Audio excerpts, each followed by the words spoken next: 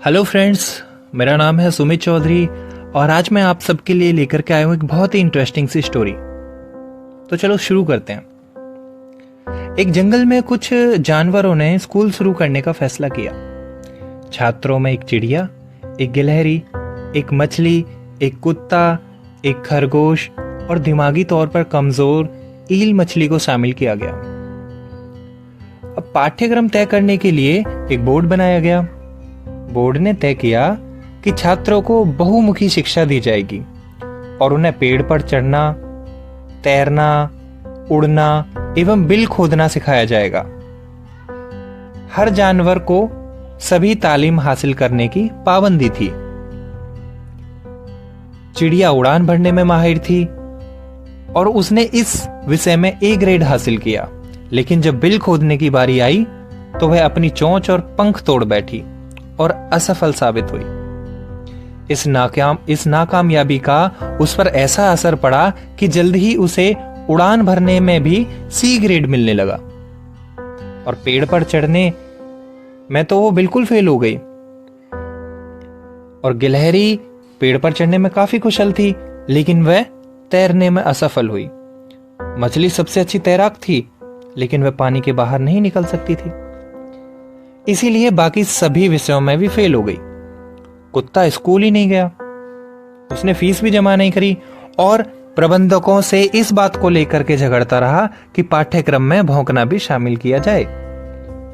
खरगोश को बिल खोदने में ए ग्रेड मिला, लेकिन उसके लिए पेड़ पर चढ़ना बहुत ही बड़ी समस्या थी। वह बार बार असफल होता और एक दिन जमीन पर इस प्रकार बुरी तरह आकर गिरा कि उसका ब्रेन डैमेज हो गया।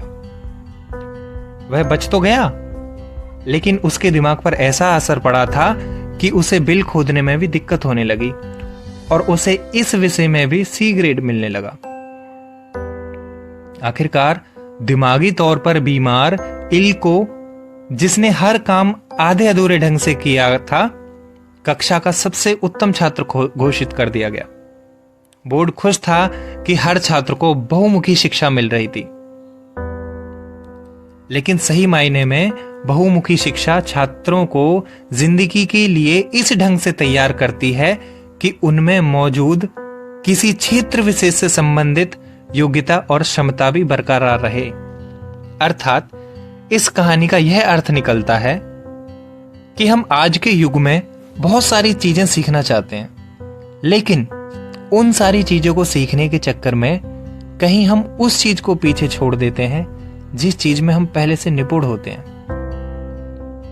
जिस चीज में हम ए ग्रेड ला सकते हैं, परंतु दूसरी चीजों के चक्कर में उस ए ग्रेड को हम सी ग्रेड में कन्वर्ट कर देते हैं। तो इसलिए दोस्तों, मेरी सलाह यह है कि सबसे पहले हमें उस चीज पर ध्यान देना चाहिए जिस चीज में हम निपुण हैं, जिसमें हम ए ग्रेड ला सकते हैं।